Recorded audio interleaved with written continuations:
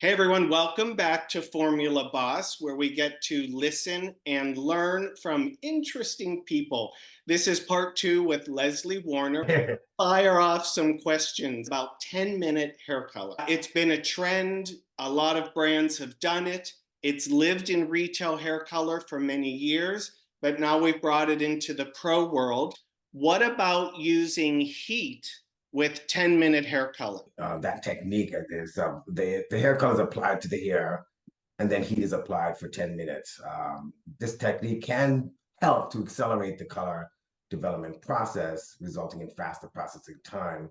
However, though, you run the risk though of overprocessing when you use heat. But there is currently 10-minute products that exist today that are formulated to give you the desired color result without using heat. So don't you think, not don't you think, but don't we know that when you apply color to the scalp and then you apply heat, really that's a big no-no from an irritation standpoint. And then my follow-up to that is, it's 10 minutes. How much faster do you want to go? So of those 2 points, do you have any comments on that? The fact that you are creating something that processes in 10 minutes is sort of um, it's sort of the way in which you can avoid having to apply heat so that you don't have to accelerate, because the technology, and I know this personally because I developed a product at 10 minutes, the technology that now we're using is designed to slow the reaction, because the big thing about 10-minute color is that you want to maximize the color result within that time frame, but you don't want to overprocess. That's always that's our main objective. You don't want to overprocess it, because traditionally, normally how they create these fast color products is that they load it with a lot of dye, so it's heavy dye load, and that can lead to overprocessing. We've developed a way in which we slow the reaction so that it'll process the color and then it won't overprocess. So that's why. So it's almost like it is a fast processing, but we slow the reaction so that it won't overprocess. So I know now, yeah, there are products now that are on the market that are, like Redken came out with a 10-minute color that I personally worked on, that does just that. It really does create, and you don't need to apply heat for that. So I was resistant to the 10-minute world because I too was part of developing a 10-minute color. And I really like some of the results. I will say to everybody out there that there's a finesse you have to have with 10-minute color. So my job has been translating what you as a chemist know as science to what the marketing and the education teams need to know to make it work. So when you talk about slowing down but speeding up the development, that's sort of like, what? Which one is it? But you have to finesse 10-minute colors. I don't care whose brand it is. I don't care if Jesus created a 10-minute color. You're going to run the risk of going darker if you leave it on too long. You'll also run the risk of the fine baby hair of it taking color up a little bit because it's fine hair, and fine hair absorbs and holds color more. So I like the category. You and I talked prior to this about the sort of faux concept that a hairdresser loves 10-minute color because they can fit in more clients. And I Yeah, sort of pushed back with you on that and said, yeah, a lot of my colleagues and friends, they don't want to do anything fast. They charge enough to where it's slow and steady, where they get to hang out. They can put color on, set a timer for 35, and then do another touch up or a right, haircut or a blow dry. right. I think that that's something the marketing teams might want to listen to the hairdresser a bit more about, because Yeah. faster processing means faster stuff happens in your day. And, as a hairdresser, our schedules get away with us pretty quick. Yeah. Yeah, no, and I got your point. I think that was interesting because I think the idea initially was of creating 10-minute or a fast color was for the hairdresser on the go, who wants to get in as many clients. But I think you raised a good point that, again, that's not always desirable, right? So that's not always it. But again, overall, I think where the idea is to create, what we're trying to do is create products that give versatility to the so that they have that at their disposal. They can have the traditional color that goes for 35, 40 minutes, that suits their style. But if they want something that is fast processing, they have that at their disposal as well. And it's all about choice. Yeah. And hair color manufacturers are constantly spying. I don't mean spying like espionage, but they're always looking at what another brand is doing. And, classic of, our experience with the big L'Oreal group is you never want your competition to be doing something that you could have done or that you could speed to market and do. So, Yes, yeah. yes, yes. And maybe just to go back, because you had mentioned about like, when I talked about slowing the reaction down, but yet you're speeding it up, just to maybe further explain that from a chemical standpoint, the biggest burst, when you're dealing with lift, right? And when you're dealing with lift in a hair color product, the biggest burst of lift that you get is within the first 5 minutes of the processing. So the reaction is the fastest during the very first 5 minutes. So that's why what's more of the focus for our technology is to slow it down, because what happens is, that if you continue to process it and it continues to go in that fast rate, you overprocess. So that's why it's sort of like the technology that's happening now, the new technology happening with 10-minute color is designed to slow the reaction down, because you're already going to get that burst of lift that you'll get from the first 5 minutes. But then what you want to do is slow the reaction down, Yeah. so that so that's I just want to clarify that point, because I know sometimes people are like, well, you're speeding it up and then you're slowing it down. So just want to clarify. That's what I like about you. You don't miss a key point. You want to make sure that folks Yeah, listening, and look, our audience absolutely. is primarily hairdressers for this, and there's so much fascination about hair color. Thanks for doing that. Okay.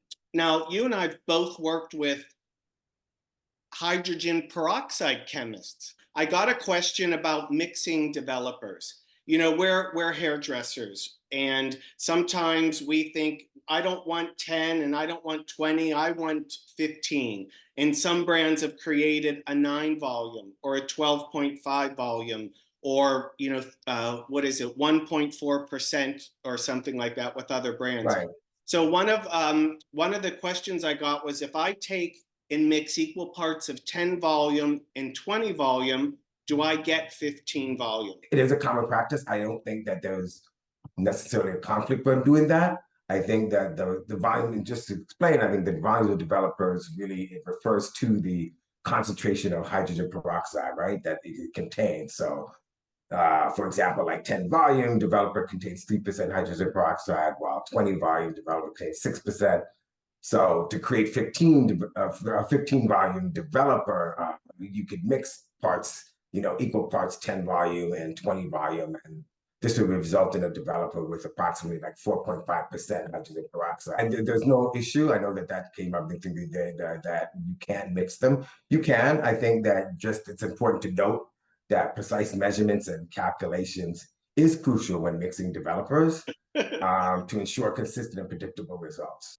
I love that because, all of the technical materials that I am responsible for writing, mixing, processing, application, I always turn to you folks, the chemists, because you know the science behind it. And it drives me wild when hairdressers take brands off road. Developer stuff, equal parts will give you something in the middle, right? And proper mix ratios. I always say you're not making Nona's marinara sauce when you are using hair color and chemicals. If the chemist says to me, mix that 1 to 1.5 times developer, that's what I do. So can you speak just like super quick to the importance of following directions? Because I always say any hair color can be created once. You could just get lucky that gray covered, or you got the perfect cinnamon brunette brown, but there's merit to being consistent, mixing as per the directions so that your results are more guaranteed. Yeah, absolutely. I think that that is a critical point. To really follow the directions. And just a side note, what's so interesting as you were describing it. There's a lot of similarity between chemists and hairdressers and colorists because they do a lot of the mix. We do mixing, right? We do mixing, and colorists do the mixing. So there is a lot of commonality to how we approach this. But yes, I definitely stress that point that it's important to really follow the directions precisely, and really. There's no issue with the mixing of them. I think as long as you are very precise, and you're adherent to the different proportions that you're using. And the only reason why you'd see us as as developers creating like a 15 volume, it's only to make your colors lives easier. So you don't have to mix, right? So that's the only reason why you would see we develop maybe in some brands they do create like a 15 volume that doesn't exist, but it's only to make your lives easier. I think it's important to also just understand the function of developer in permanent hair color. And I would expect 20 volume to be a little bit more robust and richer because Yeah, you're producing more natural melanin. So you're allowing more of a richness to come out to the shade. correct. And then you raised a good point because again, yes, when we talk about the percentage of hydrogen peroxide and the lightning effect that comes from it, you're right. The resulting undertone is different, so you would get a different and that's a good point that can also create a difference in the effect of the norms and what you see. So one more question about 10-minute color. If I use 6N in 10-minute or 6N with 20 vol and 35-minute, is my 10-minute color going to wimp out and be faded and gross and shadowy at the roots? Can I expect a similar durability? And do you think that some of that's attributed to the hands of the formulator and the dyes that's being used? My point of view on that is I think that the color tone durability of a new 10-minute hair color may vary, compared to traditional 35-minute processing hair color, right? While some 10-minute hair color products claim to deliver long-lasting results, it's important to consider factors such as the hair type, color formulation, and the aftercare routine as well, right? So we have to consider all these things. So generally, traditional hair color processing allows for more thorough penetration of the hair color, generally speaking, resulting in potentially longer lasting results.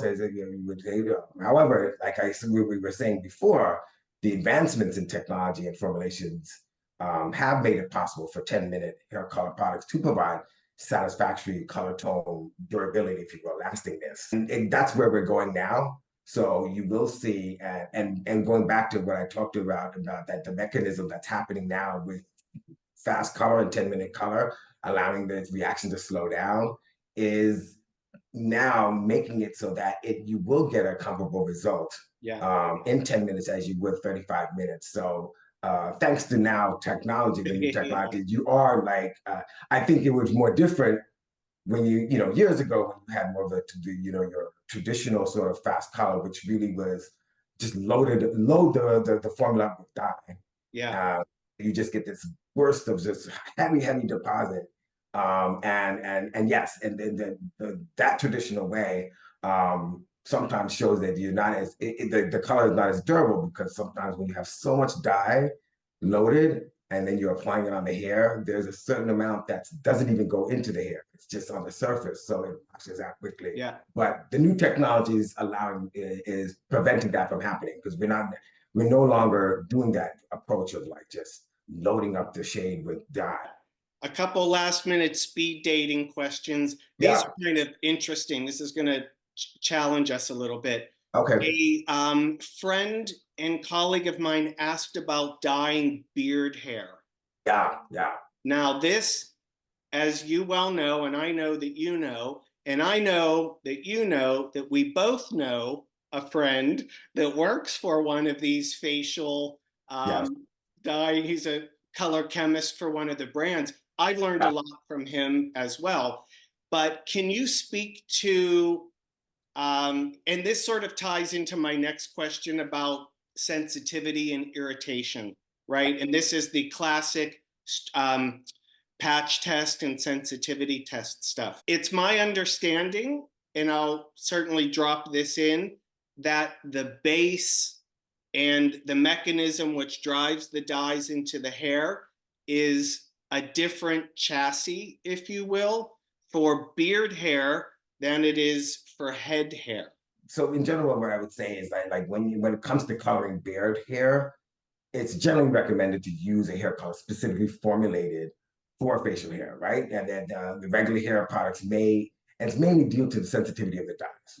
So regular hair color products can contain stronger chemicals that could irritate, the sensitivity of skin on the face. I would gear towards like when somebody was asking about, color for beards, to really focus on products that are literally formulated for beard hair and hair that's going to be, and that's really the limitation because I've formulated products for beard hair, and we are very, very limited.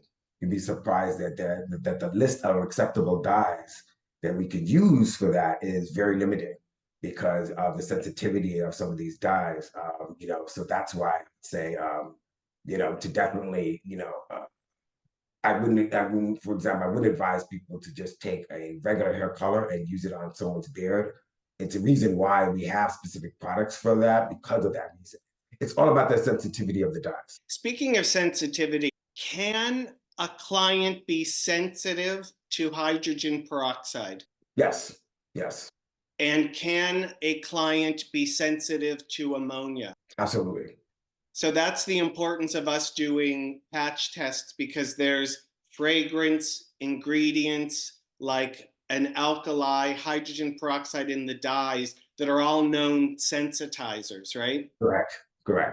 Right. And that's why it's and beard technology, that's why beard hair color technology is very complex for that reason. It's because it's limiting. Like you literally, because I know from personal experience, like, I have a limited amount of dyes that I can use to, and then some companies have, had issues with that, where they had feedback from the field of people complaining of allergic reactions to these things. So, it's very complex, and that makes it very challenging to create that. And particularly when you want to create a color, a beard, a hair color for beard that actually lasts, because obviously, if you're going the range of temporary color, because there's that as well on the market, Yeah. these colors, which, again, those work because they don't use sensitizing dyes, but again, they're not lasting. Here's a question I received. How can brands speak to being a healthier option in terms of color choice when their product carries the same warning label as the brands they claim to be healthier than? Yeah. I think, speaking to being a healthier option in terms of color choice it definitely can be tricky. And that's always a tricky area. We always get slammed for saying something is safer, or we always in hair color, we're very, very sensitive to that. And especially when, the product we know carries the same warning labels as other brands, right?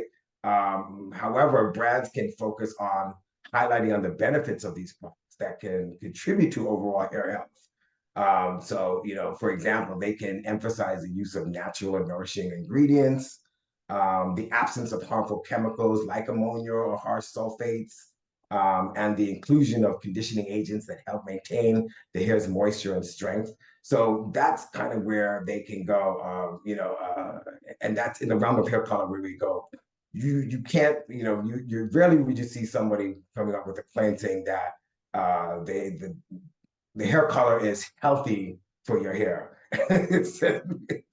That's because you can't claim that, because that will, depending on who you put it on, it may be a different story. But I think that those are the ways that where we could talk to it. Yes. How to say, like, if we put these certain ingredients in there, that it will help. Hair color is always about mitigating damage.